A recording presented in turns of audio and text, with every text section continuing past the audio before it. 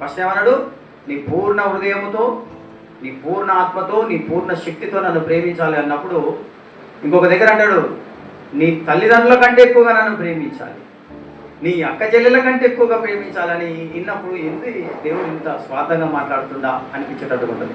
మళ్ళీ రెండో ఆజ్ఞని మనం చూసినట్లయితే, నిన్ను వలె నీ పొరుగు వాడిని ప్రేమించాలి. హల్లెలూయా. అప్పుడు అనిపించదు మనకి, ఆయన స్వార్థంతో మాట్లాడుతున్నాడని మనకు అనిపించదు. ఎందుకంటే నువ్వు ఎవరినైతే ఎవరిని కంటే ఎక్కువగా ప్రేమించాలని ఆయన చెప్తుండో వారిని పుట్టించింది కూడా ఆయనే. ఆమేన్, హల్లెలూయా. నీ తల్లిదండ్రుల కంటే ఎక్కువగా ప్రేమించాలని నన్ను అన్నాడు, నీ తల్లిదండ్రులను పుట్టించింది ఆయన.